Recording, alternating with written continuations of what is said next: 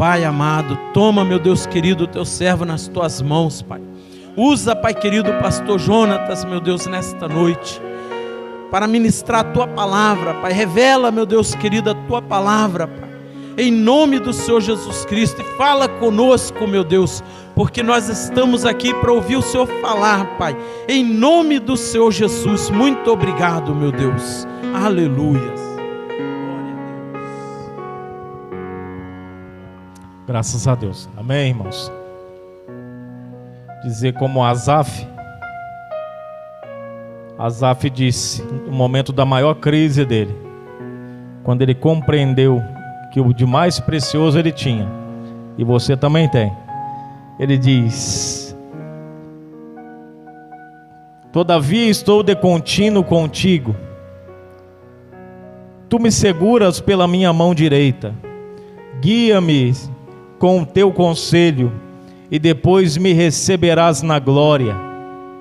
A quem tenho eu no céu além de ti? E não há na terra quem eu deseje além de ti. Glória a Deus. Amém? Abra sua Bíblia agora em 1 Reis, capítulo 19. Deus tem uma palavra para o nosso coração nessa noite. 1 Reis, capítulo 19.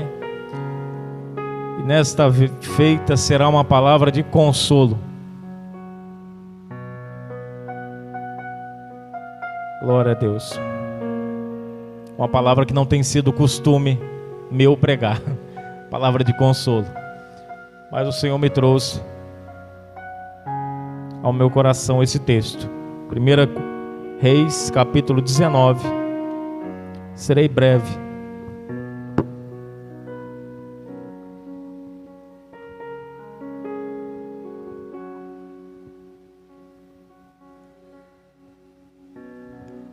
Glória a Deus. Os irmãos encontraram? Amém? Vamos estar lendo o versículo 1.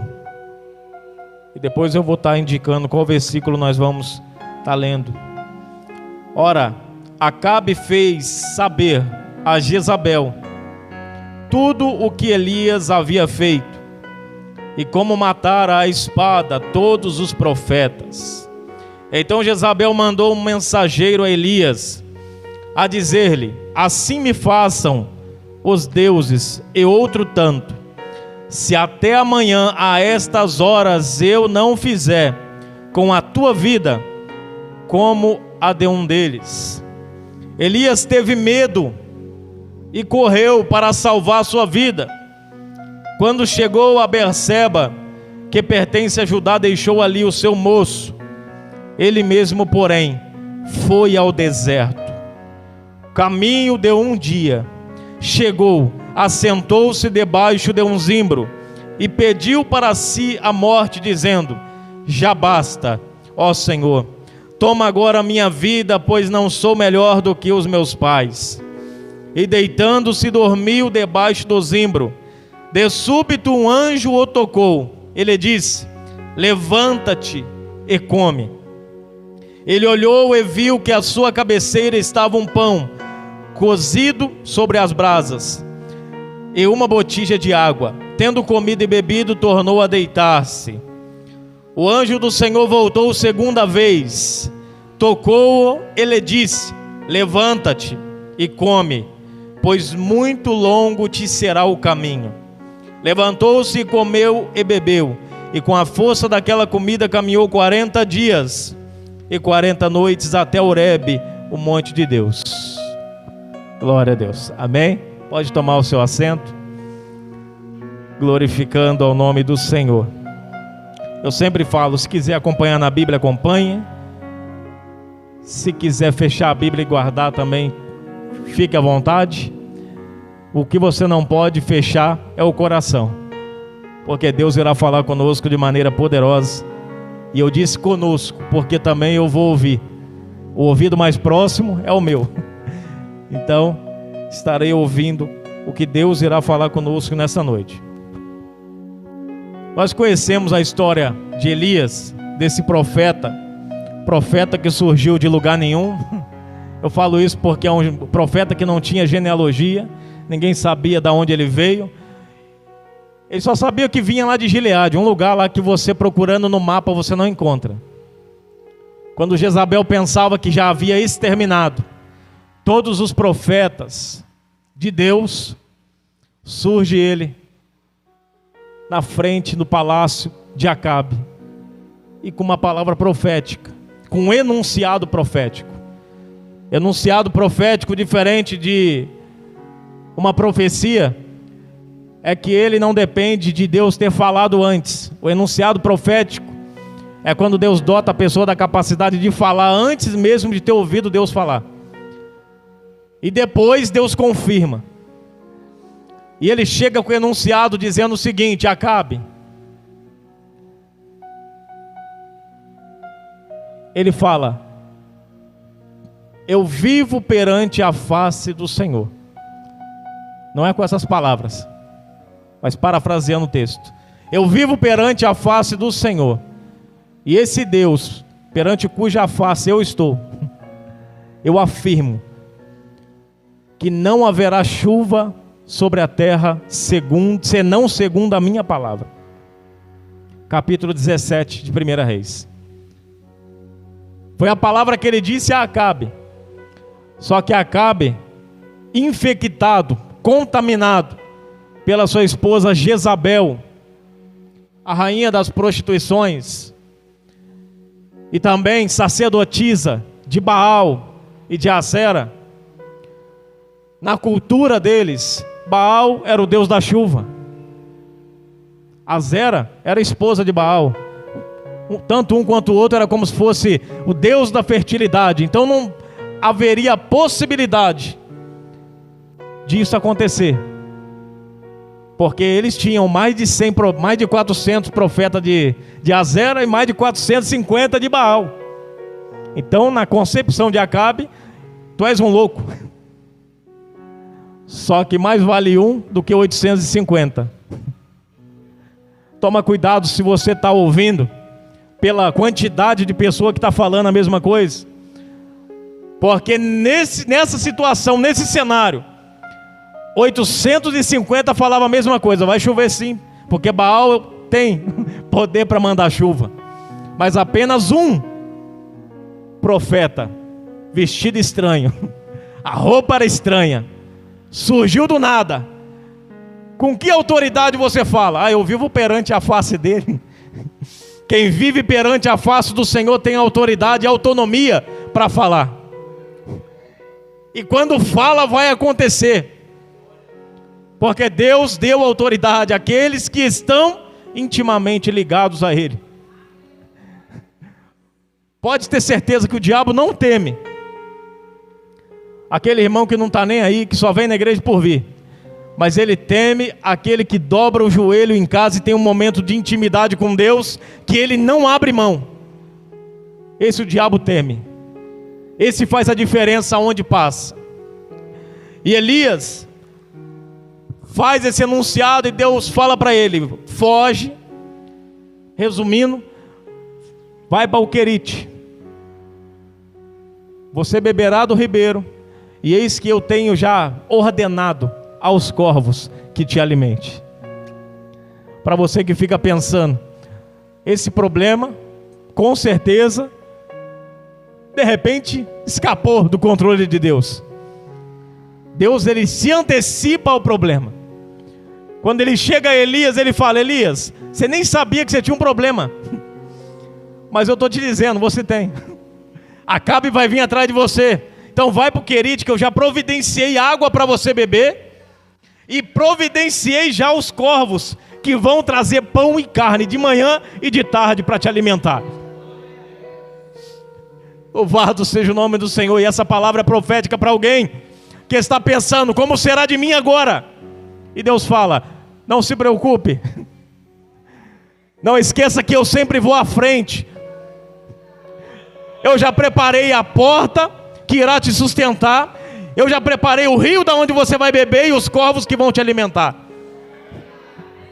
Louvado seja o nome do Senhor. Bendito é o nome do Senhor. E ele vai para o Querite, fica um tempo, o ribeiro se seca. E quando o ribeiro se seca, ele não sai do lugar. Porque ribeiro se secar não significa que você tem que sair. Você veio pela palavra de Deus, então você só sai pela palavra de Deus. Tem gente que sai porque fala, o ribeiro secou. É óbvio, tem que sair. Não, mas você veio pela palavra de Deus. Então se você só vai se levantar quando ele disser, levanta-te e vai para Sarepta. Lá eu tenho ordenado a uma viúva que te sustente. Repare, o ribeiro se secou, mas Elias ainda estava ali, esperando a palavra do Senhor. Se secou, então a palavra está vindo. Se o ribeiro se secou, o cenário está montado para ele vir até o meu encontro. Ele vai vir com a palavra certeira, porque é o mesmo Deus que te deu essa provisão, irmãos. Ele é fiel para te dar outra provisão, muito maior. Louvado seja Deus. Eu já disse aqui, repito, lembre-se que deserto na vida do crente é apenas um estado, vai passar. Vai passar. Passa devagar, a hora parece que vai devagarzinho no deserto, mas vai passar. E você vai cantar o hino da vitória do outro lado, porque o nosso Deus é fiel. Então Elias faz tudo isso e agora Deus manda ele. Vai para Sarepta, ele vai lá, e os irmãos conhecem a história. Ele profetiza que não faltaria farinha na panela, nem faltaria o azeite. Se ela fizesse uma coisa, pega desse pão que você vai fazer, desse restinho, e faz para mim primeiro, e há de ser que não faltará. Ela creu, deu, e Deus sustentou, porque Deus é fiel na palavra dele. Elias fica um tempo ali em Sarepta.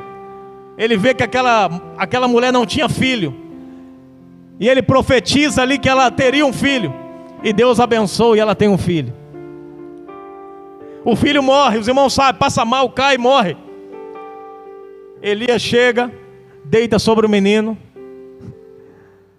fecha a porta do quarto, porque ali ele está falando com um povo que não tem intimidade com Deus.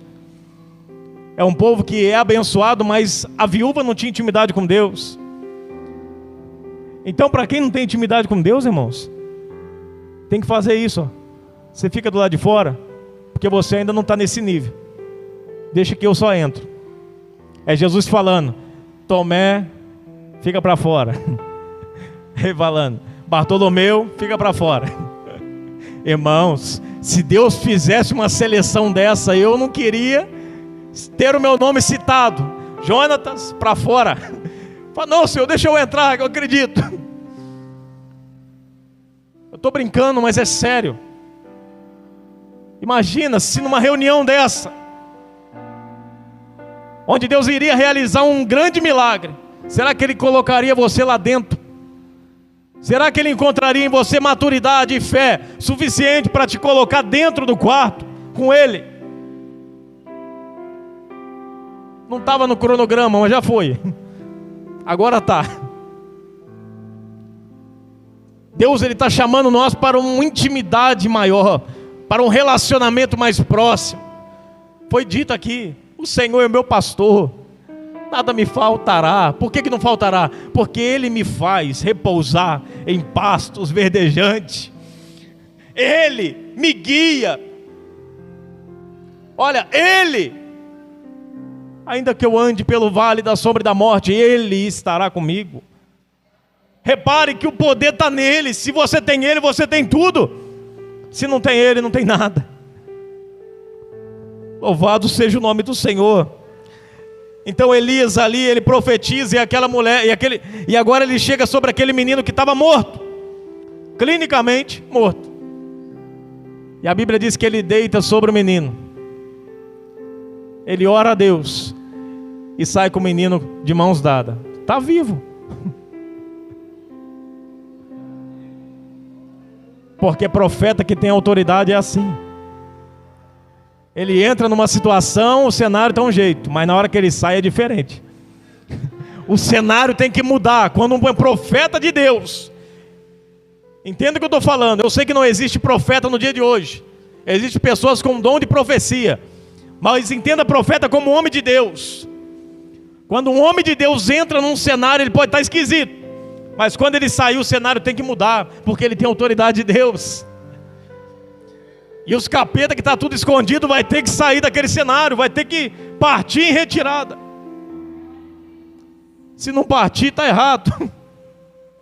Vivemos num contexto onde pastores, se entrar, não é o diabo que sai, ele que sai correndo.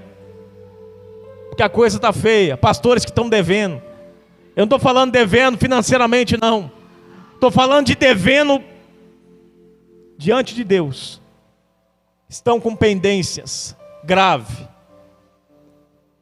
Fazendo a obra de Deus relaxadamente. Matando almas dentro da igreja. Excluindo por motivos banais. Lançando almas no mundo. Isso é pecado grave. E que Deus há de cobrar um dia. E Elias ali, aquele menino ressuscita e ele vai.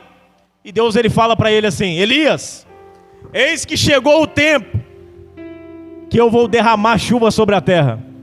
Quantos anos passaram? 3 anos e meio. 3 anos e meio a palavra do profeta se cumpriu. Mas ele não estava preocupado com isso não. Ele sabia que não ia se cumprir, que ela ia se cumprir. Tem profeta hoje que ele profetiza e depois fica perguntando para ver, né? E aí, irmã, nada mudou? Porque a dúvida é tão grande. São pessoas que não sabem quem usa ela. Porque quem sabe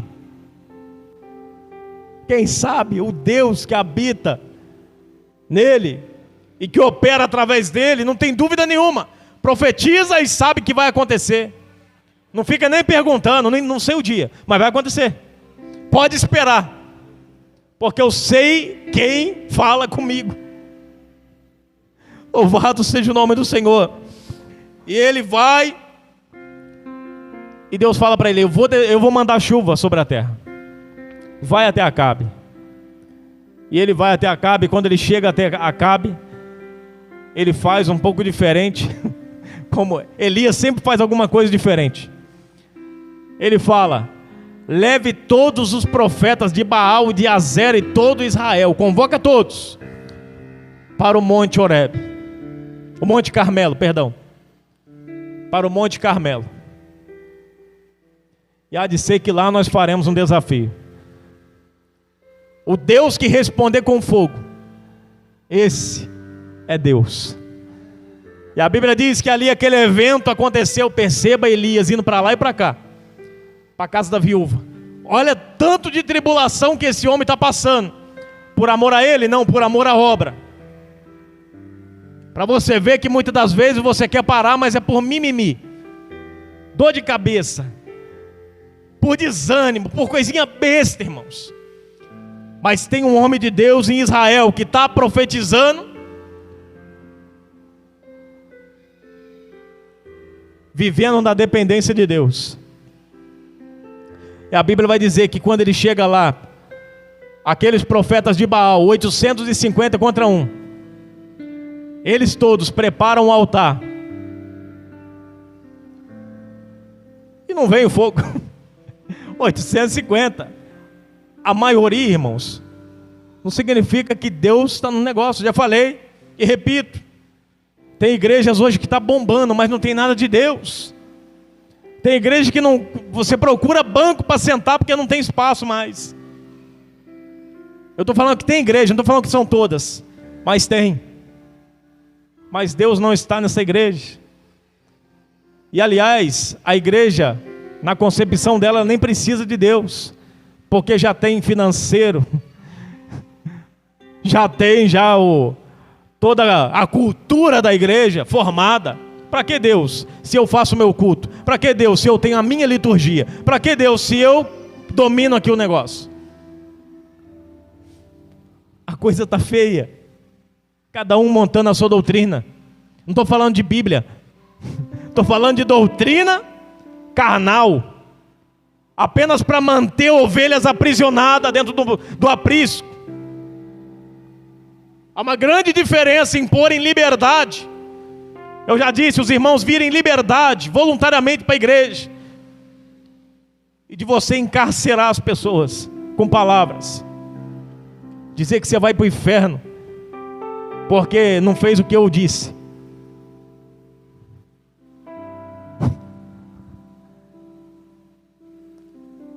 Palavra diferente. Vamos avançar. Glória a Deus. Não está planejado, mas glória a Deus. É porque alguém precisa ouvir. Então Elias faz tudo isso, irmãos. Ele repara o altar. Passou-se o tempo ali, todos fizeram o que fizeram, clamaram, se chicotearam, se autoflagelaram, né? Um trava-língua. Bateram com chicote nas costas, abriram as costas. Não sei se os irmãos já viram. Tem um povo aí fora que tem uma cultura assim de bater com a faca nas costas e rasga as costas, irmãos. Isso é autoflagelo. E aquele povo, a Bíblia diz que eles começaram a se cortar para que Baal ouvisse. Eles têm tudo para entender que esse Deus não é Deus. Porque Deus que está permitindo eles se submeterem a tal sofrimento. Porque Deus não submete ninguém a sofrimento. Ele submete a provação, a tribulação. E uma coisa é diferente da outra. Sofrimento, dependendo da tua conduta, não passa nunca. A tribulação vai passar. Ela é transitória. Então esteja atento. E enfim, ele vai, fala, já acabaram? Então tá bom, agora é minha vez. A Bíblia diz que ele repara o altar do Senhor que estava em ruína. Por que Israel está indo de mal a pior? Porque o altar do Senhor estava em ruína. Derrubaram os altares do Senhor e levantaram altares a Baal, a Astarote, a Zera e a outros tantos deuses que existiam. E hoje na igreja tem altar erguido? Tem. Tem altar erguido na igreja? Tem. Eu já disse isso. Tem pessoas adorando bens, tem pessoas adorando a pessoas, a liderança. Tem pessoas que fazem tudo por cargo. Tem pessoas que se endeusam a si mesmo. Isso é idolatria, autolatria. Eu já disse. Autolatria é você adorar-se a si mesmo. Amar a si mesmo é uma coisa, adorar é outra coisa. Eu estou falando de você quase fazer um culto a si mesmo. Eu já disse, já fiz o comparativo do que é autolatria. É o irmão falar assim: irmão, pelo amor de Deus, eu estou arrependido, me perdoa. Só que o irmão é tão autólatra que ele fala assim: eu não te perdoo. Ou senão ele fala aquele perdão crente. Já viu aquele perdão crente disfarçado de piedade? Eu perdoo, mas com você nunca mais tem conversa. Isso não é perdão, irmãos. Isso não é perdão. Não levar para casa tá bom, mas perdão que você apenas diz que perdoou, mas causa distância. Perdão traz aproximação, não distância. E os perdão de hoje é para distanciar. Eu te perdoo, mas fica você na tua e eu na minha. Quem perdoa, perdoa. Jesus te perdoou, te trouxe para perto, não para longe. Jesus nos perdoou e quebrou a parede de divisão que havia entre nós. Então por que nós queremos perdoar e você na tua e eu na minha? Não existe isso. Se tem alguém que Deus quer que você ame, que você dê a mão, é a quem você mais tem que perdoar. É quem mais te feriu, quem mais se opôs a você, é quem mais te caluniou. É esse que Deus quer que você esteja de mão dada com Ele. Somente assim você vai descobrir a origem do teu chamado. Só assim, irmãos. Por isso que eu falei de manhã e repito agora. A palavra de Deus vai dizer: sujeitai-vos, pois, a Deus. Tiago 4,7. Sujeitai-vos, pois, a Deus. Obedeça a Deus. Se sujeite a Ele. Não é isso que a palavra diz? Resistir ao diabo e ele fugirá de vós. Quem que é o maior interessado em você não perdoar? O diabo. 2 Coríntios 2:2 vai dizer que o diabo, a arma que ele usa contra os cristãos é justamente esse. Se você não perdoa, o diabo tem uma arma contra você. Ele tem uma área onde ele pode atuar. É uma legalidade que você dá a ele e ele vai atuar. Vai atuar, irmãos. Repare que no altar, reparado, tudo pronto, ele vai e olha para o céu e faz uma oração curta. Porque quando a pessoa está diante do altar de Deus, não precisa nem de muita. Só um pouquinho. Foi 2, 3 palavras. Com intimidade e sinceridade. E Deus já atende na hora. E ele fala: Senhor, mostra para esse povo que tu és Deus em Israel, e que eu sou o teu profeta. O fogo desceu com força. A Bíblia diz que lambeu toda a água que estava em volta. E todo Israel caiu ajoelhado. Os profetas caíram ajoelhados. Aí o que Elias faz? Pega todos os profetas, 850. Pensa um homem que deve ter ficado com o braço cansado. E matou todos a fio de espada. Porque a idolatria, ela tem que ser sepultada. Tem base bíblica? Lógico que eu tenho. Josias, quando encontra o livro da lei, ele fala o quê? Ele encontra o livro da lei e a Bíblia diz que ele começa a fazer uma renovação em Israel. Ele lamenta porque ele não sabia que o livro estava perdido. Mas na preocupação de organizar o templo, de limpar o templo, ele encontra o livro do Senhor. Porque se você tem desejo de limpar a tua casa, limpar esse templo que está aí, Deus vai te apresentar a Bíblia. Ele vai te apresentar. Você quer limpar o templo? Tá bom, o manual está aqui. Isso não é conto de carochinha, irmãos. Eu sei que a gente fala muito isso, então parece que o negócio está sem palavra, está falando a mesma coisa. Não. Eu sei o Deus que me usa. E Ele está falando para crente aqui, que quer se limpar, que quer se purificar, que quer ser melhor, que quer limpar o templo, quer tirar certos pensamentos que não saem da mente. Ele está falando para você: mergulha na Santa Bíblia, mergulha na minha palavra, que eu vou te limpar através dela, vou te dar o direcionamento. Louvado seja Deus. E a Bíblia vai dizer que ele faz o quê? Ele pega todos os ídolos. Eles adoravam os astros do céu, a lua, o sol, tiraram tudo do templo. É a primeira coisa que ele fez. E ele vai jogar num lugar chamado Vale de Inom, que significa cemitério. Lugar onde toda a idolatria foi sepultada. Para que Israel tivesse uma renovação de aliança com Deus, foi necessário sepultar a idolatria. Josias sepultou a idolatria naquele dia. Falou: não adoro mais meu filho, não adoro mais meu carro, não adoro mais a minha profissão, não adoro mais os meus bens. Agora eu adoro somente a Deus, não adoro a mim mesmo, mas eu adoro somente aquele que me deu a vida e fez tudo por mim. Por que não, irmãos? Às vezes nós precisamos ouvir umas certas verdades. O mundo prega que nós somos diferentes uns dos outros.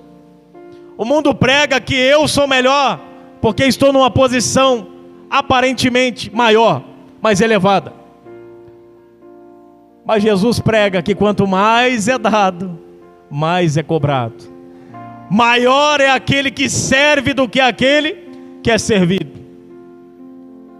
O mundo fala que um é diferente do outro, mas não, na Bíblia vai dizer que nós todos somos barro. É o que a Bíblia diz. É pequenas diferenças na configuração, na personalidade, na digital. em todas as coisas mais, na voz, no timbre de voz, em tudo isso, nós diferimos. Mas o Espírito foi dado por Deus. E nós, carnalmente falando, somos todos parecidos. Temos o mesmo valor, a mesma importância para Deus. Eu disse uma vez que eu estava orando no momento de intimidade meu com Deus, e eu orando. Poucas vezes eu tenho compartilhado esses momentos, mas agora me trouxe à memória. E eu orando. Acabei de dobrar o joelho, comecei a orar, aquela oração que a gente faz para iniciar. Senhor, eu reconheço que nós somos insignificantes. Eu acabei de falar isso e Deus me deu a visão de um passarinho, amarelinho, mas lindo. Eu me perdi naquela visão, acordei, sabe? Tomei o choque com o impacto da visão. De repente, não estava esperando. Falei, o que tem a ver um passarinho com o que eu estou orando? Aí eu lembrei, na mesma hora, de Mateus 6. Você lembra? Eles não cegam, eles não plantam, mas o Senhor os alimenta. Ou seja, o Senhor se importa com eles. O Senhor estava dizendo para mim, insignificantes não. Eu dei meu sangue precioso por vocês na cruz do Calvário. Significa que vocês são valiosos para mim. Porque se não fosse, Ele não faria isso. Ele deu valor àquilo que ninguém daria. Eu e você. Mas para chegar aqui no ponto que eu queria, porque é assim, né? Primeiro a introdução é grande e o final é mais curto. Agora, Elias faz tudo isso, um grande avivamento, e todo mundo, depois desse grande avivamento, vai para casa. Acabe indo para casa, ele vai correndo atrás dele e fala: Acabe, corre, porque ouço um ruído de uma grande chuva. 3 anos e meio sem chover. Agora eu ouço. E ele falou o quê? Segundo a minha palavra, vai chover. Quando eu disser. E agora, olha a afronta. Corre, porque eu vejo um ruído de uma grande chuva. Na concepção de Elias, ele imaginava que depois de todo aquele derramar, todo aquele avivamento provocado pelo fogo no Carmelo, todos chorando, dizendo só o Senhor é Deus. Na concepção de Elias, ali já era o ápice. Todos nós temos esse ápice. Todos nós temos esse auge, que nós se dedicamos para algo. Você se dedica tanto para poder alcançar, mas você tem um auge. Você fala, eu tenho força até aqui. Eu vou me esforçar, mas até aqui. E Elias estava com esse auge. Monte Carmelo foi adrenalina. E quando ele termina, Acabe vai para casa, fala para sua esposa, e ela fala o quê? Manda avisar Elias que amanhã mesmo eu vou ter a cabeça dele em uma bandeja. Ele ouve e teme. O homem que orou e o fogo caiu do céu. Um homem que lá na frente a Bíblia vai dizer que vem 100 soldados, ele fala fogo caiu, matou tudo. Depois veio mais um lá e ele nem queria ouvir. Fogo caiu, matou tudo. Era só mandar fogo no Jezabel e acabou, mas não mandou. Ele correu. A Bíblia fala que ele temeu. E eu quero dizer nessa noite, para pessoas que estão nesse estado, cansaço, desânimo espiritual. Cansou porque acha que fez muito, e realmente você fez. Mas o seu único erro é pensar, está cogitando em parar. Ou pensar que o seu desânimo é motivo para você parar.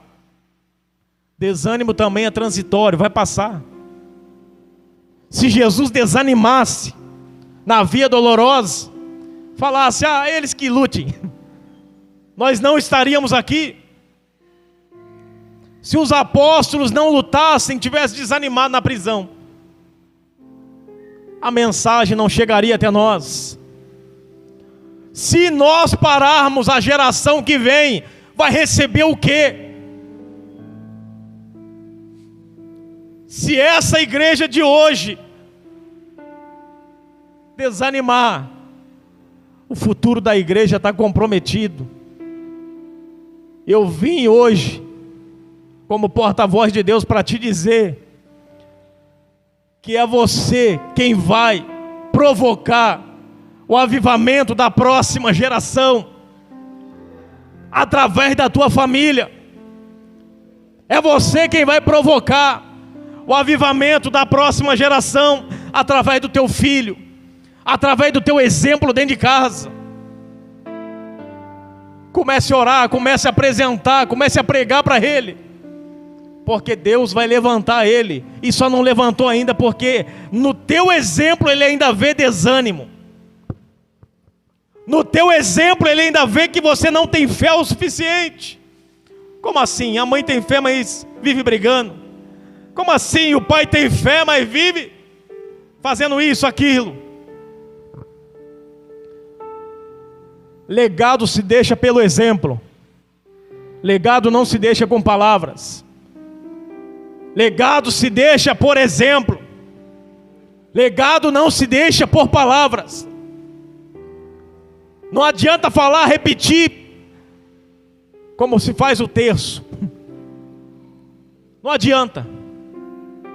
O que adianta é você falar: filho meu, faz assim, pega na mão e vai na frente.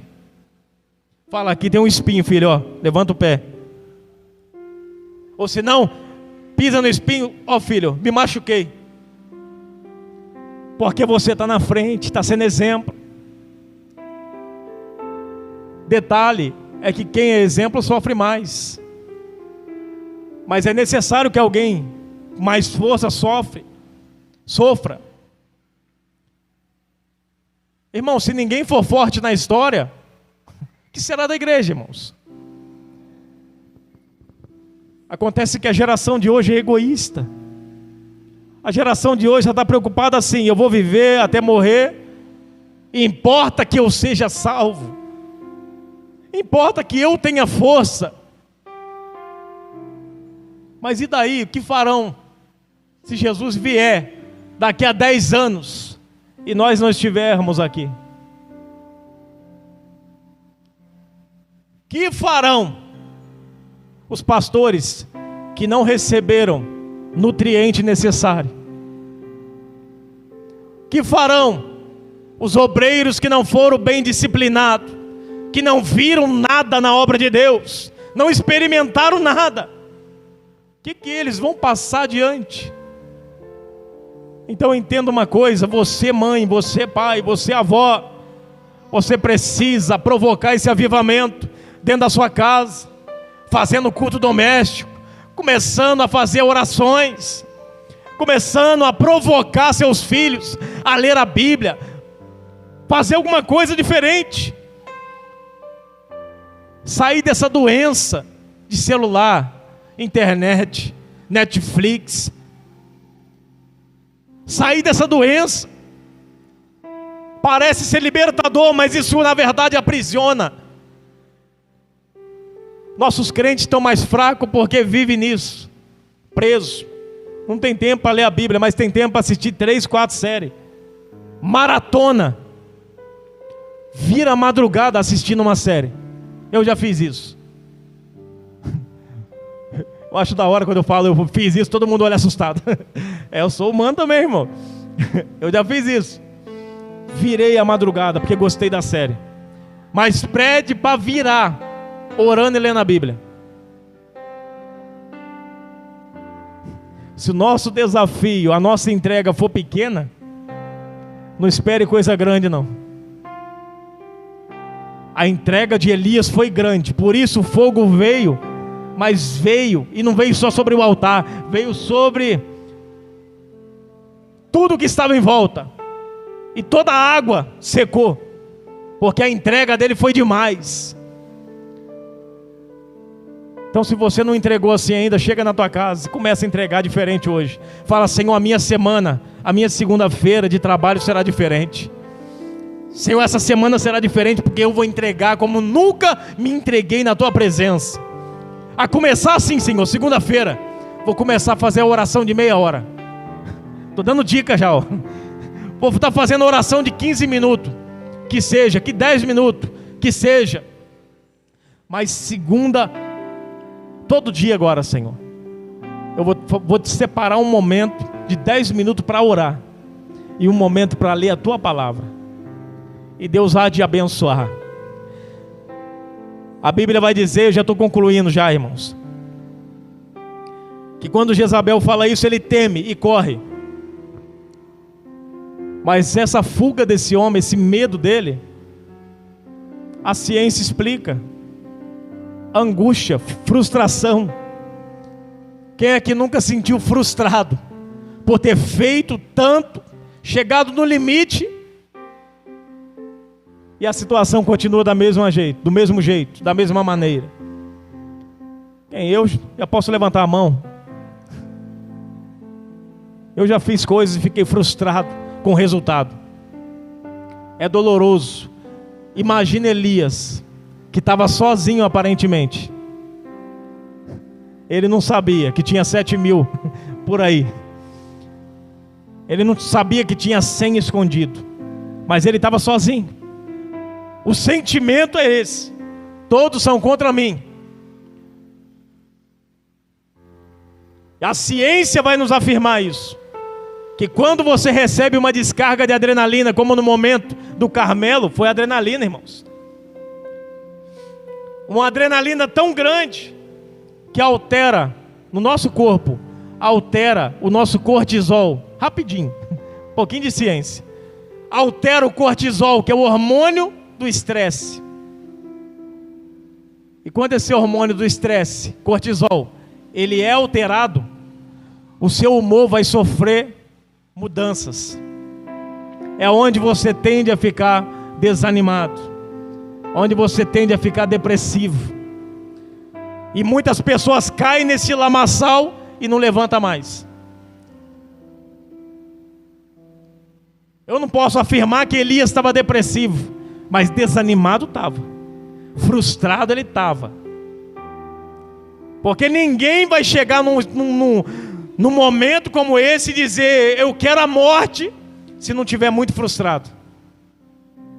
E ele fala: eu quero morrer, para mim acabou. Tudo que eu fiz não valeu a pena. Tudo que eu fiz foi de mal a pior. Eu sei que tem pessoas nessa noite se sentindo dessa forma. Tudo que eu fiz não valeu de nada. Meus esforços para o meu marido aceitar o Senhor como Salvador não adiantou. Meus esforços para o meu filho voltar para a tua presença não valeu, não adiantou nada. Senhor, tudo que eu fiz até aqui parece que fracassou. E tem gente que só falta deitar, porque a morte, irmãos, espiritual está batendo, por causa da frustração. Mas eu quero te dizer que desânimo é natural. Jesus compreende. Você só não pode parar. Jesus compreende tanto que olha, quando o anjo chega nele, ele não chega dando bicuda e falando: levanta aí, covarde. O anjo chega, olha a singeleza do anjo. O anjo chegou diferente. O anjo carrega espada, mas ali o anjo chegou diferente. Deu um toque. Por quê? Porque ele sabe que o homem está desanimado, está triste, está frustrado. Por que nós, como cristãos do século 21, queremos matar quando a pessoa está desanimada? Achamos que temos a competência de discriminar alguém que está passando por uma situação de depressão, de ansiedade. Por quê, irmãos? O anjo do Senhor chegou e tocou e falou: meu filho, ele podia falar: preguiçoso, vai preparar um pão para comer, levanta. Mas não, ele toca e fala: o pão está preparado porque eu sei que você não tem força. Eu compreendo a sua situação. eu compreendo a sua tristeza, a sua angústia, mas tem pão preparado para você que eu cozinhei, e tem botija de água preparada para você. Levanta, come e bebe. Ele deita de novo. Mais um motivo. O anjo, meu Deus do céu, mas esse homem não levanta. Levanta logo. Se fosse eu e você, de repente, já dava uma bica já para levantar. Mas acontece que ele compreende, ele toca de novo e fala: Elias, levanta, come, bebe, porque longo te será o caminho. Você está pedindo para morrer, mas longo vai ser o teu caminho. Muita coisa ainda eu tenho para realizar por intermédio da tua vida e na tua vida. Coisas que você nem imaginava viver, vai viver, porque eu determinei que seja assim. Louvado seja o nome do Senhor. Se levante, por gentileza. Louvado seja o nome do Senhor. Bendito é o nome do Senhor. A palavra de Deus vai dizer que com a comida que ele comeu naquele dia, ele andou e caminhou 40 dias e 40 noites. Que comida é essa, irmãos? A palavra de Deus. Nesta noite o Senhor falou, e a sua palavra foi como flecha em corações. Pessoas que estavam pensando em desistir, mas não vai mais, porque a palavra hoje te deu combustível para continuar. Não é eu, é a palavra. Esquece quem estava aqui, amanhã você vai esquecer quem pregou, mas a palavra e o seu estado, você não vai se esquecer, porque Deus não vai deixar. Vamos orar nesse momento. E eu não vou convidar ninguém à frente, irmãos. Eu só vou pedir para você colocar a mão no seu coração. E você sabe o que aconteceu por esses dias. É entre você e Deus. Você sabe o que passou na tua mente. Você sabe as coisas que você reclamou com Deus, murmurou no quarto. Você sabe. Eu não sei. Mas eu sei que você reclamou. Ore a Ele nesta noite, que o Senhor vai te dar uma descarga de ânimo, que eu creio que você vai sair daqui com vontade de pular, com uma alegria que você não sente há muito tempo. Alegria que o Espírito Santo pode nos dar.